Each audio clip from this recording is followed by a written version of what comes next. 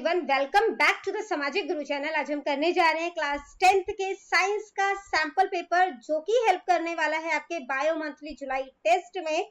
तो वीडियो को बिल्कुल भी स्किप मत करना, और अगर चैनल पे नए आए हैं तो चैनल को फटाफट से सब्सक्राइब कर दो, क्योंकि यहाँ पर आपको इस तरीके का हेल्पफुल कंटेंट मिलता रहता है। तो चलिए बिना देरी किए वीडियो स्टार्ट करते हैं। सबसे पहले हम लोग देख लेते हैं, हमें 40 मिनट्स की टाइमिंग दी जाएगी। हमारा पेपर 20 मार्क्स का आएगा, ठीक है। जो पार्ट ए है उसमें आपको मल्टीपल चॉइस क्वेश्चन पूछे गए हैं, 8 एक एक नंबर के हैं ये, ठीक है। सबसे पहला क्वेश्चन है about the reaction below are incorrect. तो जो इस रिएक्शन से रिलेटेड कौन सा स्टेटमेंट जो है वो गलत है वो बताना है, ठीक है। तो सबसे पहला है कि लीड जो है वो रिड्यूस हो रहा है। तो देखो ये भी 2pb है, यहाँ पे भी 2pb है, तो रिड्यूस तो नहीं हुआ है, ठीक है। तो ये स्टेटमेंट गलत है। Carbon dioxide is getting oxidised, carbon dioxide जो है वो ऑक्सीडाइज हो रहा है, तो ये कार्बन है ना, तो ये भी गलत है। कार्बन इज गेटिंग ऑक्सीडाइज, तो कार्बन जो है वो ऑक्सीडाइज हो रहा है, ठीक है। और जो लीड ऑक्साइड है वो रिड्यूस हो रहा है, ठीक है, PbO है ना, तो ये क्या है, लीड ऑक्साइड है वो रिड्यूस हुआ है।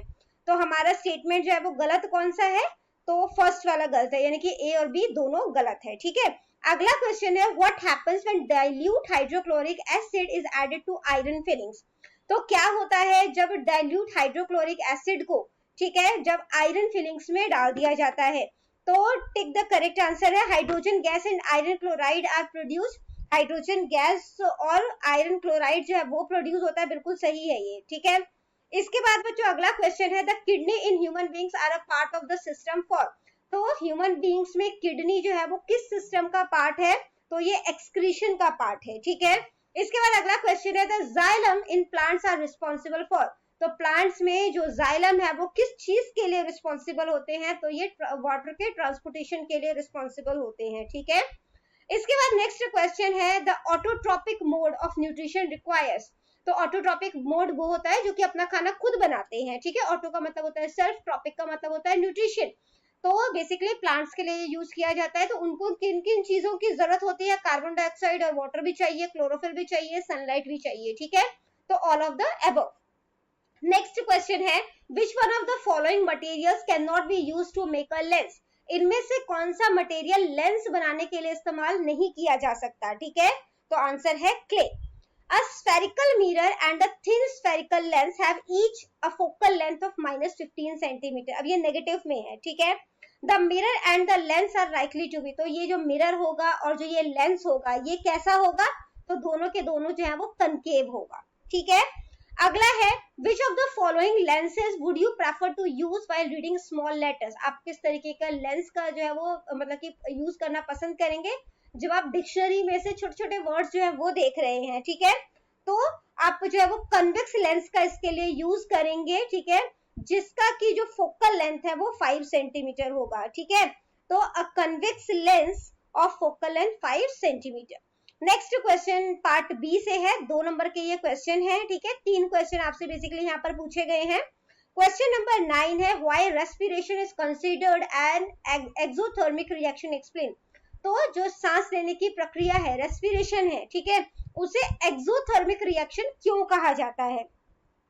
Because in respiration oxidation of glucose produce energy. क्योंकि यहाँ जब हम सांस लेते हैं उसमें जो ग्लूकोज का ऑक्सीडाइज होता है और उसकी वजह से एनर्जी प्रोड्यूस होता है, ठीक है।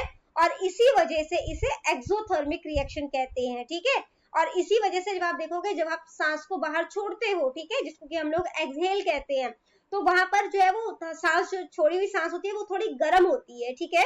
और क्योंकि और एक्सोथर्मिक में भी हीट जो होता है वो बाहर प्रोड्यूस होता है।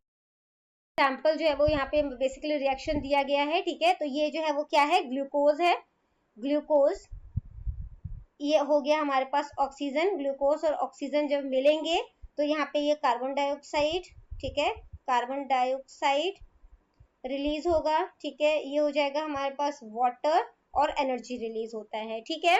इसके बाद जो बच्चों अगला क्वेश्चन है हमारे पास, ये पंजाबी मीडियम बच्चों वाले बच्चों के लिए आंसर है। अगला क्वेश्चन है find the focal length of a lens of power -2.0, ठीक है, और what type of lens is this. तो जो है वो किस तरीके का लेंस है ये बताना है। तो पावर ऑफ लेंस यहाँ पे हम लोग आंसर 10 कर रहे हैं, ठीक है।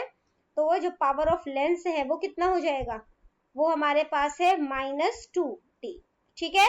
इसके बाद जो फोकल लेंथ है जिसको कि हम F से डिनोट करते हैं, ये हमें जो है वो फाइंड आउट करना है, ठीक है। तभी हमें पता चलेगा कि वो किस तरीके का लेंस है। तो हमें पता है बच्चों कि जो P है यानी पावर ऑफ लेंस होता है वो 1/F होता है, ठीक है, यानी कि 1 में फोकल लेंथ होता है।